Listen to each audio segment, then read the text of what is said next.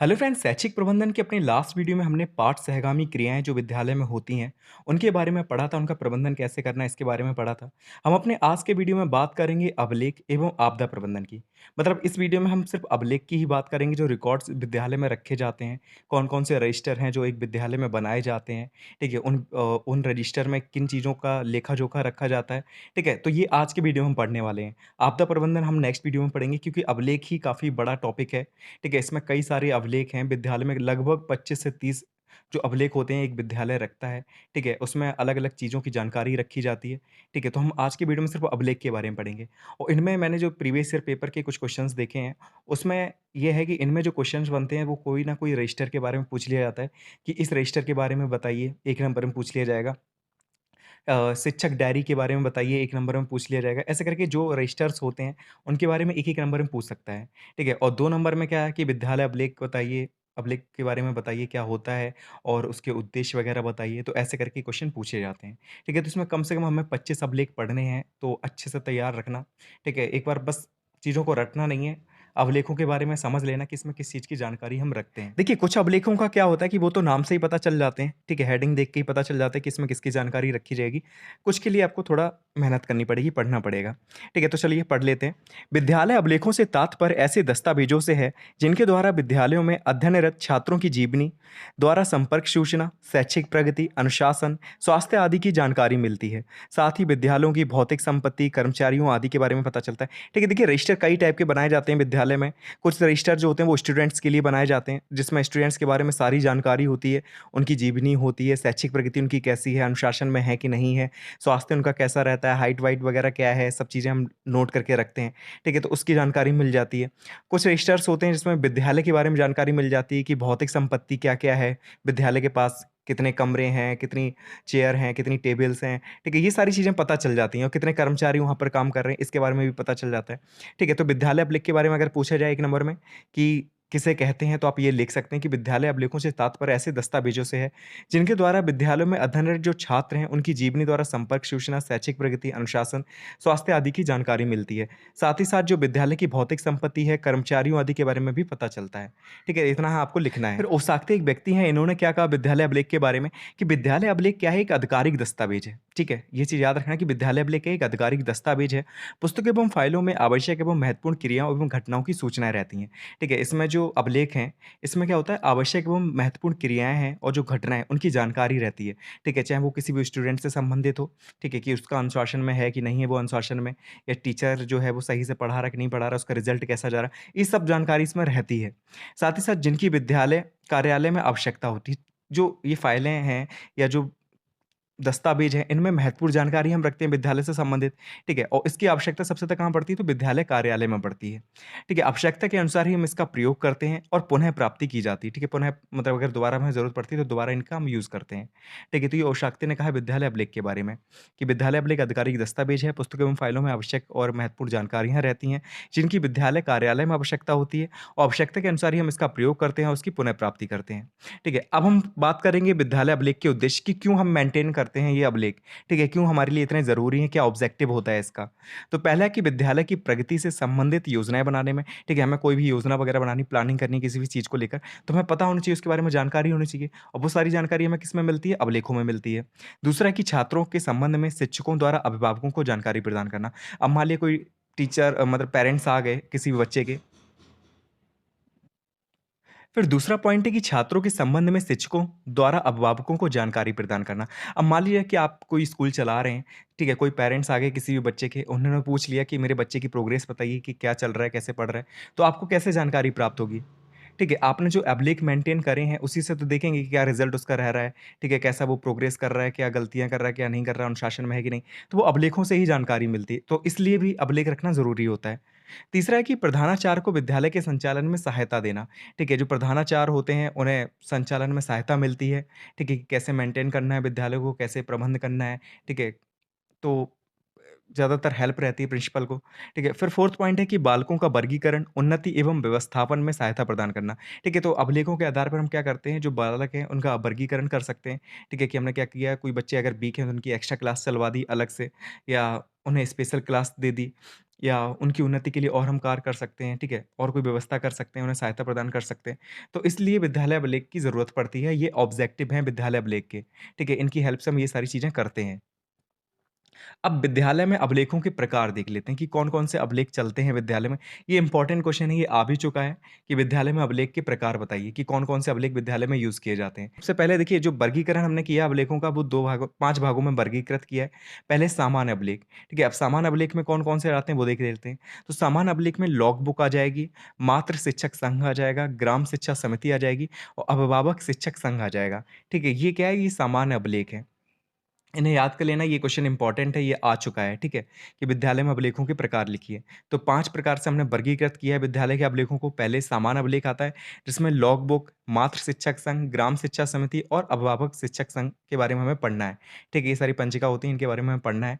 ठीक है? ये सभी हम आगे पढ़ेंगे। फिर वर्गीकरण का जो दूसरा आधार है वो है अध्यापकों से संबंधित अभिलेख। इसमें जितने भी अभिलेख होंगे वो टीचर से संबंधित होंगे, जिसमें उनकी उपस्थिति पंजिका होगी, ठीक है? कि वो कितने दिन आ रहे हैं, कितने दिन नहीं आ रहे हैं। अवकाश पंजिका होगी, कितने दिन वो अवकाश लेते हैं, ठीक है? विद्यालय के मध्याह्न भोजन की पंजिका होगी, ठीक है? विद्यालय में जो भोजन वगैरह मिलता है मध्याह्न का, तो उसकी पंजिका होती है। अध्यापक दैनंदिनी होती है, ठीक है? मतलब कह सकते हैं कि जो अध्यापक डायरी बना मेंटेन करते हैं उसके बारे में, ठीक है? तो ये भी अभिलेख होते हैं। फिर विद्यार्थियों से संबंधित अभिलेख होते हैं, उसमें क्या-क्या आ जाता है? छात्र उपस्थिति पंजिका कि जो स्टूडेंट है वो कितने दिन आ रहा है, कितने दिन नहीं आ रहा है, ठीक है? कितने दिन प्रेज़ेंट है, कितने दिन अब्सेंट है। विद्यालय प्रवेश अभिलेख, ठीक है? कि कितने बच्चों ने प्रवेश लिया है विद्यालय में, ठीक है? कितनों ने छोड़ दिया है। प्रगति अभिलेख कि उनकी प्रोग्रेस क्या है बच्चों की, उसके बारे में एक अभिलेख होता है। विद्यालय छोड़ने का प्रमाण पत्र, कितने बच्चों ने विद्यालय छोड़ दिया है, फिर टीसी जो इश्यू की जाती है, ठीक है? उसके बारे में जानकारी होती है। छात्रवृत्ति वितरण पंजिका कि स्टूडेंट्स को जो स्कॉलरशिप वगैरह मिलती है, ठीक है? उसका एक रजिस्टर होता है, उसका हम मेंटेन करते हैं। तो ये विद्यार्थियों से संबंधित अभिलेख हैं। फिर होता है उपकरण संबंधित अभिलेख। उपकरण संबंधित अभिलेख में क्या है कि स्कूल में जितने भी उपकरण वगैरह होते हैं, उनसे संबंधित जानकारियाँ इसमें होती हैं। जैसे स्टॉक पंजिका कि जो स्टॉक वगैरह रखा जाता है, तो उसमें पूरा रजिस्टर मेंटेन करते हैं। खेल-कूद संबंधी सामान के स्टॉक, ठीक है? जो खेल-कूद से संबंधित जो भी सामान होता है, वो विद्यालय में कितना है, उसका स्टॉक कितना है, तो इसकी जानकारी होती है। तथा जो खेल-कूद से संबंधित सामान है, उसे जारी करने की पंजिका, ठीक है? कि कैसे जारी करना है, कितना सामान और मँगाना है, कितना नहीं मँगाना, ये जानकारी होती है। पुस्तकालय पंजिका होती है कि पुस्तकालय में कितनी पुस्तक हैं, कितनी नहीं है, कितनी और चाहिए। ठीक है? तो इसकी एक पंजिका होती है। ये उपकरण संबंधित पंजिका होगी, ये उपकरण संबंधित अभिलेख हो गया। फिर आता है आपका वित्तीय अभिलेख, जिसमें जितना भी वित्तीय से संबंधित, वित्त से संबंधित मतलब कि धन से संबंधित जितनी भी जानकारी होती है, वो इसमें लिखी जाती है वित्तीय अभिलेख में। इसमें दैनिक रोकड़ बही यानी कि डेली जो कैश बुक होती है, कितना रुपए जा रहा है, कितना आ रहा है, मतलब आता तो वही है गवर्नमेंट की तरफ से, लेकिन कितना जा रहा है, ठीक है? तो इसकी जानकारी होती है। बही खाता वगैरह, लेज़र वगैरह हम बनाते हैं विद्यालय का पूरा, ठीक है? कि इस चीज़ में हमने इतना खर्चा किया, बच्चों को हमने केले खिलाए तो केले में कितना खर्चा हुआ। तो ये सब चीज़ें मेंटेन करते हैं, ठीक है? तो ये वित्तीय अभिलेख हो गया। तो हमने जो अभिलेख थे विद्यालय के वो 5 भागों में बाँटे थे, जिसमें वित्तीय अभिलेख आ जाता है आपका, उपकरण संबंधित अभिलेख जिसमें उपकरण की जानकारी रखते हैं। फिर विद्यार्थियों से संबंधित अभिलेख होता है जिसमें विद्यार्थियों से संबंधित जानकारी रखते हैं। फिर अध्यापकों से संबंधित अभिलेख होते हैं जिसमें अध्यापक जो होते हैं उनसे संबंधित जितनी भी जानकारी होती है वो रखते हैं। फिर सामान्य अभिलेख आ जाते हैं, ठीक है? ऐसे करके हमने 5 भागों में बाँटा है, ठीक है? तो इन्हें अच्छे से याद कर लेना, ये क्वेश्चन आ चुका है इसलिए इम्पोर्टेंट है। तो हमने जान लिया कि जो विद्यालय के अभिलेख होते हैं, उन्हें 5 भागों में वर्गीकृत किया जाता है। ठीक है? अब हम जान लेते हैं कि वो कौन-कौन से अभिलेख हैं जो विद्यालय द्वारा मेंटेन किए जाते हैं, ठीक है? रखे जाते हैं। कुछ तो नाम से आपको क्लियर हो जाएँगे और कुछ के लिए आपको पढ़ना पड़ेगा। ठीक है? तो इसमें जो पहला अभिलेख होता है वो होता है अध्यापक उपस्थिति पंजिका। ठीक है? अध्यापक उपस्थिति पंजिका, जिसे हम लोग टीचर अटेंडेंस रजिस्टर भी कहते हैं। यह विद्यालय का महत्वपूर्ण अभिलेख है, जिसमें अध्यापकों को प्रतिदिन विद्यालय आने पर, जाने पर अपने हस्ताक्षर करने होते हैं। ठीक है? तो इस अभिलेख में क्या होता है, इस रजिस्टर में क्या होता है कि जब भी टीचर आता है विद्यालय और जब भी जाता है तो उसे अपने साइन करने पड़ते हैं। इससे पता चल जाता है कि टीचर विद्यालय आया था। ठीक है? तो ये है अध्यापक उपस्थिति पंजिका। दूसरा होता है छात्र उपस्थिति पंजिका। इसमें क्या होता है कि छात्रों की उपस्थिति दर्ज की जाती है कि बच्चा कब स्कूल आ रहा है, कब नहीं आ रहा है। ठीक है? तो पूरा विवरण इसमें होता है कि महीने में कितने दिन वो स्कूल आया, कितने दिन नहीं आया। यदि कोई छात्र छुट्टी का प्रार्थना पत्र अभिभावक तथा प्रधानाचार्य के हस्ताक्षर करा के जमा कराता है, तो अध्यापक उसके नाम के आगे एल लगाते हैं और यदि किसी पूर्व सूचना के छात्र अनुपस्थित है यानी कि नहीं आया बिना बताए, तो उसके आगे ए लिखा जाता है। ठीक है? और एल और ये ए क्या है? जैसे अटेंडेंस रजिस्टर होता है उसी की बात हो रही है इसमें। एल का मतलब होता है लीव यानी कि वो छुट्टी लेकर गया है, तो इसे हम लोग प्रेज़ेंट ही मान लेते हैं। और ए का मतलब होता है अब्सेंट यानी कि बच्चा बिना बताए नहीं आया, ठीक है? तो अब्सेंट उसकी लगा दी जाती है। तो ये है छात्र उपस्थिति पंजिका, इसमें छात्र का रिकॉर्ड रखते हैं कि कब स्कूल आ रहा है, कब नहीं आ रहा है। अब तीसरा है पत्र व्यवहार पंजिका। इसमें क्या है कि इसके अंतर्गत निम्नलिखित रजिस्टरों एवं फ़ाइलों को सम्मिलित किया जाता है। ठीक है? तो इसमें 3 प्रकार के रजिस्टर हैं उन्हें मेंटेन किया जाता है पत्र व्यवहार पंजिका में, उनके बारे में जान लेते हैं। पहला है इसमें पत्र प्राप्ति एवं भेजने की पत्रिका। इसके अंतर्गत प्राप्त होने वाले तथा भेजने वाले सभी पत्रों का विवरण अंकित किया जाता है। यह कार्य विद्यालय में क्लर्क करता है। ठीक है, तो विद्यालय में एक क्लर्क होता है, तो वो क्या करता है कि जो भी पत्र आ रहे हैं बाहर से या जो भी भेजे जाते हैं, ठीक है, तो उसका पूरा विवरण ये अंकित करता है कि कहाँ से पत्र आ रहा है, कहाँ जा भेजा जा रहा है। ठीक है, तो इसी को हम कहते हैं पत्र प्राप्ति या भेजने की पत्रिका, ठीक है? इसमें अलग से एक हम रजिस्टर बनाते हैं, इसमें जितने भी पत्र आते हैं या जितने भी भेजे जाते हैं, उनका विवरण लिखा जाता है। दूसरा है अध्यापक अवकाश पंजिका, ठीक है? इसके अंतर्गत विद्यालय के समस्त अध्यापकों के अवकाश का लेखा-जोखा अंकित रहता है, ठीक है? कि जो टीचर हैं, वो कब छुट्टी ले रहे हैं, ठीक है? तो पूरा इसमें विवरण रहेगा कि किस दिन किस अध्यापक ने छुट्टी ली, ठीक है? ये है अध्यापक अवकाश पंजिका। फिर तीसरा है आपका पत्र वाहक पंजिका, इसके अंतर्गत चपरासी द्वारा जब कोई भी पत्र कहीं भेजा जाता है, तो उसमें पत्र भेजने वाले के हस्ताक्षर कराए जाते हैं। अब इसमें क्या होता है कि जैसे आपने चपरासी से कोई पत्र भेजा है, ठीक है? तो कहीं भी आप पत्र भेज रहे हैं, तो चपरासी क्या करेगा, वहाँ पर जाकर पहले साइन कराएगा, ठीक है? पत्र देने के बाद साइन कराएगा, ताकि उसके पास ये प्रूव रहता है कि इसने पत्र सही जगह पे पहुँचा दिया है, ठीक है? तो ये पत्र वाहक पंजिका में नोट किया जाता है, इसमें रजिस्टर कराए जाते हैं, ठीक है? तो वही लिखा है कि इसके अंतर्गत जो चपरासी होता है, उसके द्वारा कोई भी पत्र कहीं भेजा जाता है, ठीक है? चपरासी द्वारा आप जब कोई पत्र कहीं भेजते हैं, तो उसमें पत्र पाने वाले के हस्ताक्षर कराए जाते हैं, ठीक है? तो ये 3 रजिस्टर इसके अंतर्गत मेंटेन किए जाते हैं। पहला है पत्र प्राप्ति एवं भेजने की पत्रिका, दूसरा अध्यापक अवकाश पंजिका और तीसरा है पत्र वाहक पंजिका, ठीक है? ये 3 इसके अंतर्गत आ जाते हैं। अब जो चौथा रजिस्टर है, वो है शिक्षा विभाग के आदेशों के रजिस्टर, ठीक है? जितने भी आदेश होते हैं, इंस्ट्रक्शन दिए जाते हैं शिक्षा विभाग के, तो वो इसमें हम मेंटेन करते हैं। इसमें क्या है कि इसके अंतर्गत शिक्षा विभाग के नियम एवं आदेशों को अंकित किया जाता है। इसमें सभी पत्रों की फाइलें बनाकर लगा देते हैं एवं उत्तर देने वाले पत्रों की प्रतिलिपियाँ इसमें रखते हैं, ठीक है? तो शिक्षा विभाग की तरफ से जो भी नोटिस आता है, जो भी आदेश आता है, उसे हम इस रजिस्टर में नोट करते हैं, बस इतना याद रखना आप। फिर है विद्यालय प्रबंध आय-व्यय पंजिका, ठीक है? 5वें जो रजिस्टर है अपना, वो है विद्यालय प्रबंध आय-व्यय पंजिका, यानी कि इनकम एक्सपेंडिचर रजिस्टर इसे हम कहते हैं इंग्लिश में। यानी कि जितनी इनकम हो रही है विद्यालय को, कहाँ-कहाँ खर्चा हो रहा है, वो हम इसमें मेंटेन करते हैं। इस पंजिका में विद्यालय प्रबंध समिति के अध्यक्ष एवं सचिव, जो कि विद्यालय का प्रधानाध्यापक होता है, दोनों के हस्ताक्षर से जो धन आहरित किया जाता है, इसका विवरण रखते हैं। ठीक है? तो इसमें क्या होता है कि जो विद्यालय प्रबंध समिति के अध्यक्ष होते हैं और जो सचिव होता है, यानी कि जो प्रिंसिपल होता है, ठीक है? दोनों के हस्ताक्षर होते हैं और इनके हस्ताक्षर से ही कोई भी धन निकाला जाता है या किसी चीज़ पे खर्च किया जाता है।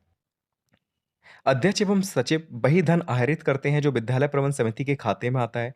प्राथमिक विद्यालय में ₹5000 और पूर्व प्राथमिक विद्यालय में ₹7000 की धनराशि आती है। इसे विद्यालय प्रबंध समिति आय व्यय पंजिका भी कहते हैं। यानी कि जो सचिव हैं या जो प्रधानाचार्य हैं, ठीक है, जो अध्यक्ष है, वो वही धन निकालेगा जो विद्यालय की प्रबंध समिति के खाते में आती है। अब वो कौन-सी आती है, अगर आप प्राथमिक विद्यालय चला रहे हैं तो ₹5000 आएगी, पूर्व प्राथमिक विद्यालय में ये ₹7000 आती है। तो यहीं से ये धन निकालते हैं और खर्चा करते हैं। ठीक है, तो ये है विद्यालय प्रबंध आय व्यय पंजिका। ये भी नाम से यह समझ में आ रही होगी, आय और व्यय, ठीक है? जितना भी खर्चा हो रहा है, जितने भी आय हो रही है, वो सारा हम इस पंजिका में यानी कि इस रजिस्टर में नोट करते हैं। अब हमारा जो छठा रजिस्टर है वो है ग्राम शिक्षा निधि आय व्यय पंजिका। ग्राम शिक्षा निधि का खाता गांव के प्रधान एवं प्रधानाध्यापकों के माध्यम से संयुक्त रूप से खोजा जाता है। इस पंजिका में ग्राम प्रधान के हस्ताक्षर होते हैं। ठीक है, तो देखिए ग्राम शिक्षा निधि पंजिका किसमें आती है, तो सामान्य जो हम अभिलेख पढ़ रहे थे उसके अंतर्गत ये आती हैं। ठीक है, उसमें मातृ शिक्षा संघ पंजिका भी आ रही थी, ग्राम शिक्षा समिति बैठक पंजिका भी आ रही थी, तो वो सारे सामान्य अभिलेख में है। ठीक है, ये सारी चीज़ें किसमें आती हैं, सामान्य अभिलेखों के अंतर्गत आती हैं।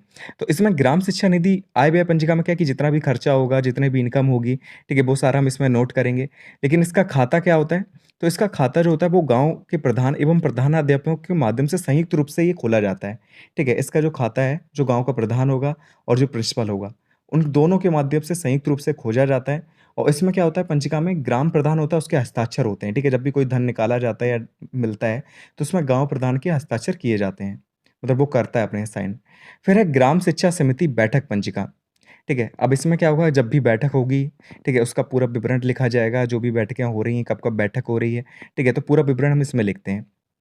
तो वही लिखा है कि ग्राम शिक्षा समिति बैठक पंजिका में समिति द्वारा की गई बैठकों का विवरण होता है। ठीक है, जब भी बैठक की जाएगी तो उसका विवरण हम इसमें लिखेंगे। अब 8वाँ जो हमारा रजिस्टर है वो है मातृ शिक्षक संघ पंजिका। ठीक है, तो इसके बारे में भी हमने पढ़ा था, मातृ शिक्षक संघ के बारे में। तो अब इसमें क्या है, इस रजिस्टर में क्या मेंटेन करते हैं, प्रत्येक माता सदस्य को इस रजिस्टर पर हस्ताक्षर करना होता है। इसका उद्देश्य है कि बच्चे स्वच्छ वेशभूषा के साथ साफ-सुथरे तरीके से विद्यालय आएँ। ठीक है, तो इसमें क्या होता है, जितनी भी माताएँ होती हैं, जो मदर होती हैं, पेरेंट्स में जो आती हैं, ठीक है? तो वो क्या करती हैं, इस रजिस्टर में हस्ताक्षर करती हैं, अपने साइन करती हैं। इसका उद्देश्य एक ही होता है कि जो भी बच्चे आ रहे हैं, वो साफ कपड़ों में आएँ, साफ ड्रेस में आएँ विद्यालय, ठीक है? साफ-सुथरे तरीके से आएँ। तो ये है मातृ शिक्षक संघ पंजिका। अब हम बात करेंगे अभिभावक शिक्षक संघ पंजिका की, ठीक है? अब अभिभावक शिक्षक संघ पंजिका में क्या है, इसकी बैठक विद्यालय में आयोजित की जाती है तथा उनके शैक्षिक समस्याओं एवं समाधान पर विचार किया जाता है। तो इसमें भी जो बैठकें होती हैं, हम उसका विवरण लिखते हैं, ठीक है? जब भी और ये बैठकें कहाँ आयोजित की जाती हैं, तो ये विद्यालय में ही आयोजित किया जाता है और इसमें क्या काम करते हैं हम लोग, तो जो बच्चे हैं उनकी शैक्षिक समस्याओं एवं समाधान पर हम विचार करते हैं, ठीक है? आपने देखा नहीं पेरेंट्स टीचर मीटिंग वगैरह कराई जाती है, तो वही चीज़ की बात हो रही है, जो पेरेंट्स टीचर मीटिंग होती है, तो अभिभावक शिक्षक संघ वही है, ठीक है? तो इसमें जो भी बैठक होती है, इसमें हम वही हल निकालते हैं कि कैसे शैक्षिक समस्याओं को दूर किया जा सकता है, तो हम उसकी जानकारी इस रजिस्टर में लिखते हैं। अब जो हमारा 10वां रजिस्टर है वो है शिक्षण अधिगम सामग्री पंजिका। देखिए, इसमें भी क्लियर हो रहा है नाम से ही कि शिक्षण अधिगम सामग्री जो है उसकी इसमें बात करेंगे, ठीक है? तो वर्तमान समय में शिक्षण अधिगम सामग्री के लिए प्रत्येक शिक्षक को ₹500 प्रतिवर्ष अनुदान के रूप में प्राप्त होते हैं, ठीक है? तो इसमें हम शिक्षण सामग्री की पूरी विवरण लिखते हैं, ठीक है? इसमें क्या होता है कि जो टीचर होता है उसे प्रतिवर्ष क्या होता है, हर साल ₹500 मिलते हैं, ठीक है? अनुदान के रूप में ताकि वो शिक्षण सामग्री का या तो खुद निर्माण कर सके या खरीद सके, ठीक है? ताकि बच्चों की हेल्प हो सके। ये टीएलएम वगैरह नहीं होता टीचिंग लर्निंग मटेरियल, तो उसके लिए ₹500 प्रतिवर्ष मिलता है टीचर को, ठीक है? तो उसका विवरण होता है इसमें शिक्षण अधिगम सामग्री पंजिका में। फिर जो आपका 11वां रजिस्टर है वो है स्टॉक पंजिका, ठीक है? स्टॉक रजिस्टर इसे कहते हैं। इसमें क्या होता है, इसमें विद्यालय में प्रयुक्त होने वाली सामग्री जैसे कि डस्टर, चॉक, चार्ट आदि भौतिक संसाधनों द्वारा उनके खर्चे का विवरण होता है। इसके अंतर्गत स्टॉक संबंधित संपूर्ण खर्चों का विवरण होता है। स्टॉक पंजिका का मतलब यही रहता है कि विद्यालय में जो भी सामग्री यूज़ हो रही है, जैसे कि डस्टर है, चॉक है, चार्ट है, ठीक है? या और कोई भौतिक संसाधन है, तो उसके उस पे आपने अगर खर्चा किया तो उसका पूरा विवरण इसमें होता है, ठीक है? और कितनी स्टॉक है आपके विद्यालय में उसका विवरण होता है, कि चॉक के आपके पास इतने डिब्बे रखे हुए हैं अभी, ठीक है? तो इसका विवरण होगा। 1 दिन में कितना खर्चा हो रहा है और आप और स्टॉक मँगा रहे हैं किसी चीज़ का, तो उसमें जो खर्चा हुआ इसका विवरण होगा। ठीक है, तो स्टॉक पंजिका में हम यही लिखते हैं कि प्रत्येक विद्यालय में जो भी प्रयुक्त हो रही है सामग्री, जैसे डस्टर, चॉक, चार्ट वगैरह या भौतिक संसाधनों के दौरान उनके खर्चे का विवरण होता है। इसके अंतर्गत स्टॉक संबंधित संपूर्ण खर्चों का विवरण होता है, मतलब स्टॉक में जितना भी आपका खर्चा वगैरह हो रहा है, तो हम पूरा विवरण इसमें लिखते हैं। ठीक है, ये भी नाम से समझ में आ रहा था। अब हम बात करेंगे शिक्षक डायरी की। इसमें वर्ष भर के कार्यों का विवरण होता है। इसके माध्यम से प्रधानाध्यापक को शिक्षक एवं छात्रों की कार्यकुशलता व दक्षता में वृद्धि करने के लिए ये महत्वपूर्ण साधन है। देखिए, शिक्षक डायरी होती क्या है, टीचर मेंटेन करता है इसे। इसमें क्या करता है कि वो पहले से ही चीज़ें उसे पता होती हैं कि आज क्लास में जाकर ये पढ़ाना है, ठीक है? ये सारी चीज़ें वो पहले से ही नोट कर लेता है, ठीक है? तो ऐसा होता है कई बार कि आप विद्यालय पढ़ाने जा रहे होते हैं, आपको समझ में नहीं आता कि आप पढ़ाना क्या है बच्चों को, ठीक है? किस टॉपिक पे बात करनी है, कौन-सा क्वेश्चन पूछना है। तो इस डायरी में क्या होता है, टीचर पहले से ही सारी चीज़ें लिख लेता है, ठीक है? कि आज क्लास 2 में हम जाएँगे तो इस टॉपिक पे हम बात करेंगे, ये क्वेश्चन बच्चों से पूछेंगे। तो ये होती है शिक्षक डायरी, ठीक है? तो इसमें वर्ष भर के कार्यों का विवरण होता है, टीचर मेंटेन करते हैं। इससे क्या होता है कि बच्चे जो होते हैं, टीचर होते हैं, दोनों की ही कार्यकुशलता बढ़ती है, ठीक है? तो इसलिए शिक्षक डायरी मेंटेन की जाती है। तो हमारा 13वां रजिस्टर है विद्यार्थी स्वास्थ्य पंजिका। ठीक है, अब आप सोच रहे होंगे कि 13 रजिस्टर कैसे आ गए? तो एम का मतलब होता है 13, रीज़निंग आपने पढ़ी होगी, तो आप ऐसे डिनोट कर सकते हैं कि एम 13 होता है, एन 14 होता है, ओ 15 होता है, ठीक है? तो आप चाहें तो गिनती भी लिख सकते हैं, किसी पेज पर सीधा-सीधा आप क्या करना है, इन रजिस्टरों के नाम लिख लेना, ठीक है? तो उससे काफ़ी आपको हेल्प हो जाएगी। तो जो 13वां रजिस्टर है, वो है विद्यालय स्वास्थ्य पंजिका। इसमें विद्यालय के प्रत्येक बच्चे के स्वास्थ्य से संबंधित जानकारी रखी जाती है, ठीक है? तो ये सिंपली ये स्वास्थ्य से संबंध में आ रहा है कि बच्चे के जितने भी बच्चे आपके स्कूल में पढ़ रहे हैं, तो उनके स्वास्थ्य से संबंधित जितनी भी जानकारी होगी, वो उसमें लिखी जाएगी कि उसकी हाइट कितनी है, वेट कितना है, ये सारी चीज़ें हम नोट करते हैं। फिर 14वां जो रजिस्टर है, वो है छात्रवृत्ति विवरण पंचिका। तो ये भी क्लियर हो रहा है नाम से कि छात्रवृत्ति बच्चों को मिलेगी। तो जिन छात्रों को छात्रवृत्ति दी जाती है, उनका नाम, छात्रवृत्ति की राशि, कक्षा, अभिभावक का नाम इत्यादि इसमें दर्ज किया जाता है। ठीक है? तो जो भी बच्चों को स्कॉलरशिप वगैरह दी जाती है, उनका नाम होगा उसमें, कितनी छात्रवृत्ति उन्हें मिल रही है, जितनी स्कॉलरशिप मिल रही है, वो चीज़ इसमें नोट की जाएगी। कौन-सी क्लास के बच्चे हैं वो, ये नोट किया जाएगा उसमें और उनके पेरेंट्स का नोट किया जाएगा। ठीक है? तो इतनी सारी चीज़ें जो हैं, वो इस पंजिका में यानी कि इस रजिस्टर में नोट की जाती हैं। फिर जो 15वां आपका रजिस्टर है, वो है मध्याह्न भोजन विवरण पंजिका। इसमें क्या होता है कि नामांकित छात्रों की कुल संख्या, उस दिन उपस्थित छात्रों की कुल संख्या, मेनू का प्रकार तथा प्रत्येक दिन का विवरण रहता है। ठीक है? तो भोजन से संबंधित इसमें सारी चीज़ें लिखी जाती हैं इस रजिस्टर में कि कितने बच्चे आपके स्कूल में हैं, ठीक है? जो भी नामांकित बच्चे हैं, उनकी कुल संख्या कितनी है आपके विद्यालय में और जिस दिन आप भोजन दे रहे हैं, उस दिन बच्चों की उपस्थित संख्या कितनी है, ठीक है? ये चीज़ लिखेंगे, उसी के हिसाब से आप खाना भी बनवाएँगे ना। कि अगर मान लीजिए बच्चे कम हैं, तो ऐसा तो नहीं खाना बहुत ज़्यादा बनवा दें, जितने छात्र हैं उतने के हिसाब से बनवा दें। तो इसलिए ये चीज़ नोट की जाती है। फिर मेनू का प्रकार प्रकार कि हर डे के हिसाब से आपको पता है कि भोजन अलग-अलग होता है, किसी दिन तहरी बन रही है, तो किसी दिन और कोई चीज़ मिल रही है, तो ऐसे करके मेनू का प्रकार भी लिखा होता है और प्रत्येक दिन का इसमें विवरण होता है। ठीक है? तो ये है मध्याह्न भोजन विवरण पंजिका। देखिए, अपने इस वीडियो में हम इतना ही रखेंगे, 15 रजिस्टर के बारे में हमने पढ़ लिया है। अब 10 रजिस्टर और हैं, जिन्हें हम नेक्स्ट वीडियो में कंप्लीट करेंगे, नहीं तो ये वीडियो बहुत ज़्यादा बड़ी बन जाएगी। ठीक है? अब 10 रजिस्टर और बचे हैं, जो नेक्स्ट वीडियो में हम कवर कर लेंगे। ठीक है? तो अच्छे से पढ़ना, चीज़ों को याद कर लेना इतना टफ नहीं है जितना लग रहा है। ठीक है? आप आराम से कर लेंगे, बस रजिस्टर के नाम याद रखने हैं आपको। ठीक है? और वैसे क्या है कि ऐसे तो क्वेश्चन नहीं आएगा सीधा-सीधा कि आपसे पूछ लिया जाए कि सारे जो पंचिका हैं उनके नाम लिखिए, ठीक है? आपको मुश्किल से 5 या 6 अपनी तरफ से याद रखनी है, उसके बाद इनके अंदर पढ़ लेना, फिर वो एक-एक नंबर में ही पूछा जाएगा कि मध्याह्न भोजन विवरण पंचिका के में क्या होता है, ठीक है? या विद्यालय स्वास्थ्य पंजिका में क्या चीज़ होती है, 1 नंबर में बताइए। तो यही सीधा-सीधा आपको लिख देना है, ठीक है? तो फिर मिलते हैं नेक्स्ट वीडियो में। Thank you so much for watching this video.